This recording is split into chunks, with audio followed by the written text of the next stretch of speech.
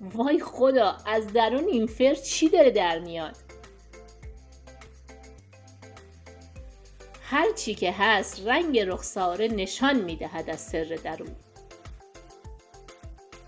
فقط رنگ و رخ این غذا رو ببین. دستم درد نکنه، چی پختم؟ عطر و بویی از این غذا پیچیده بود تو خونه که نگم براتون.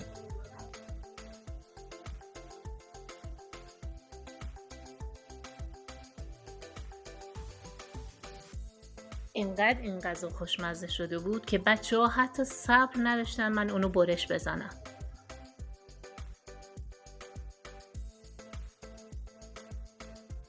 می اومدن و موقع برش هی ناخونک می زدن.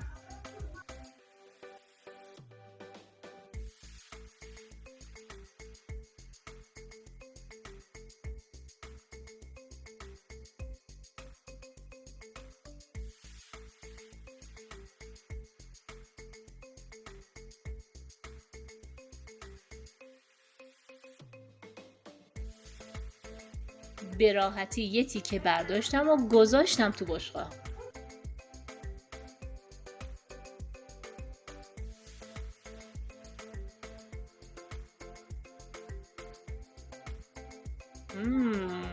عالی مزش، عالی. هرچی بگم از خوشمزگیش کم گفتم. بریم که یک لازانیای خوشمزه رو بپزیم. مرغ پخته شده و ریش ریش شده حدود 200 گرم. قارچ هم تقریبا همین مقدار. پیاز خورد شده و فلفل دلمه خورد شده سبز رنگ از هر کدوم 1 عدد. گوجه فرنگی نگینی خورد شده 2 عدد. پنیر پیتزا به میزان لازم. من میگم میزان لازم چون پنیر پیتزا به ذائقه خودتون برمیگرده. بعضیا مثل ما پرپنیر دوست دارن، بعضیا دوست دارن لازانیاشون کم پنیر تر باشه. رب گوجه فرنگی 2 قاشق، روغن مایع 1 پیمانه، نمک، فلفل سیاه، زردچوبه از هر کدوم 1 قاشق چایخوری. برای سس بشامل شیر 1 پیمانه، آرد سفید نصف پیمانه، 2 عدد قالب کره 7 گرمی.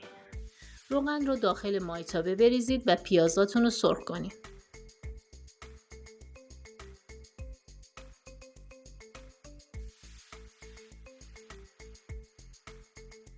کمی که سرخ شد زردچوبه رو بهش اضافه کنید.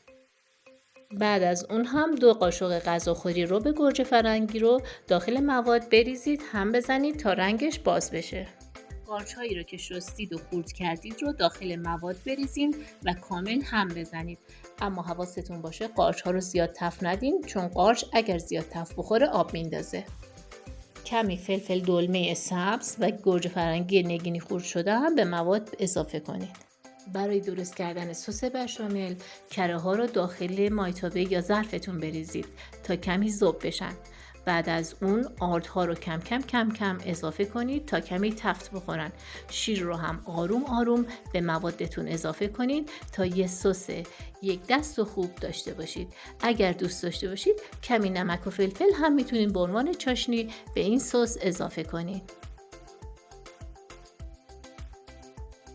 آب که جوش اومد ورقه های لازانیا رو داخل آب جوش بریزید.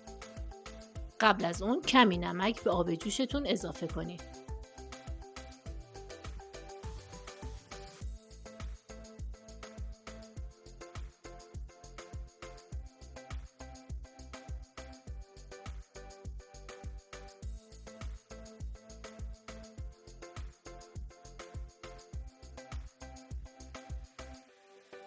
ورقای لازانیا رو یکی یکی بندازید داخل آب که به هم دیگه نچسبن و پاره هم نشن.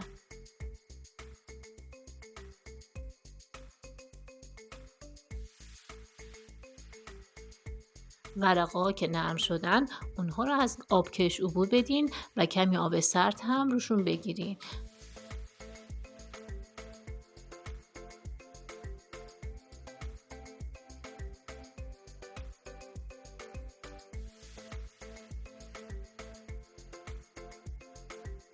بعد از آماده کردن همه مواد ظرف مورد نظرتون رو بیارید تا مواد لازانیا رو داخلش بچینیم.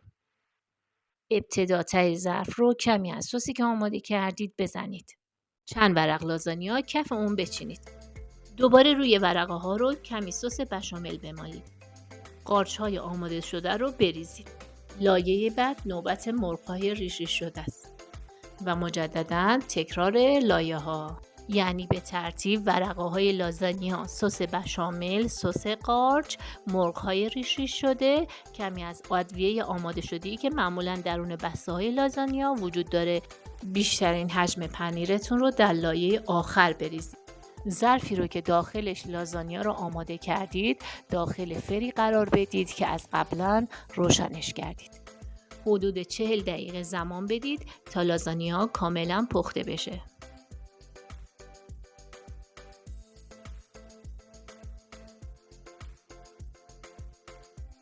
حالا دیدید حق با من بود، گفتم رنگ رخساره نشان میدهد از سر درون.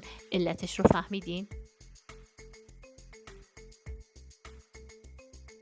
شک نداشته باشید خودتون، بچه هاتون، خانوادتون و برای هر عزیزی که این غذا رو میپزید عاشقش میشه.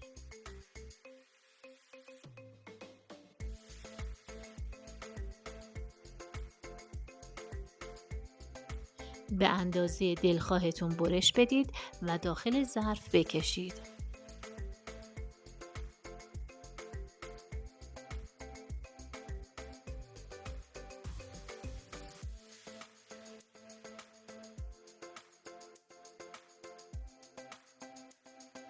بچه‌های من که برای خوردنش اصلاً صبر نداشتن.